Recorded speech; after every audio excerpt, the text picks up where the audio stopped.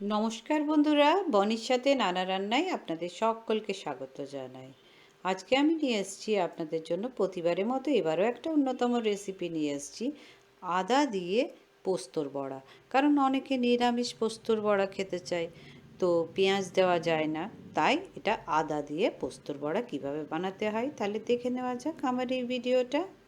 এখানে আমি আদা দিয়ে পোস্তর বড়া বানাবার জন্য আমি এখানে 100 গ্রাম পোস্ত নিয়েছি। সেটা দেখুন আমি এই বাটিটাতে নিয়ে নিচ্ছি।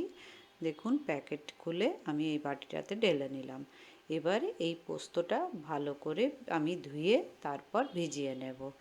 তারপর দেখুন এটাতে আমি সুন্দর করে ভিজিয়ে নিয়েছি।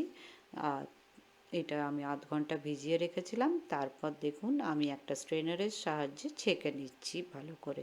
তারপর আমি মিক্সার গ্রাইন্ডারে এটা পেস্ট করে নিলাম।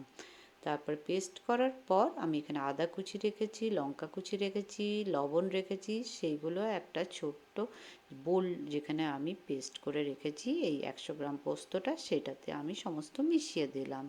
তারপর দেখুন স্পুন দিয়ে আমি এটা নাড়তে থাকলাম।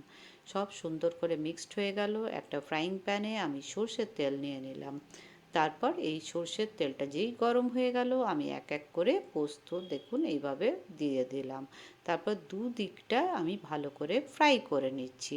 দেখুন এইভাবে আদা দিয়ে পোস্তর বড়া করলে খুব ভালো লাগে খেতে ভাতের সাথে।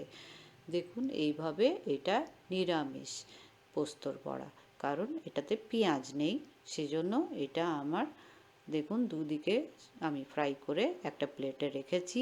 আমার দেখুন এখানে 6টা পোস্তর বড়া হয়েছে বড় বড় সাইজের, এবং এটা ভাত দিয়ে খেতে অসাধারণ লাগবে।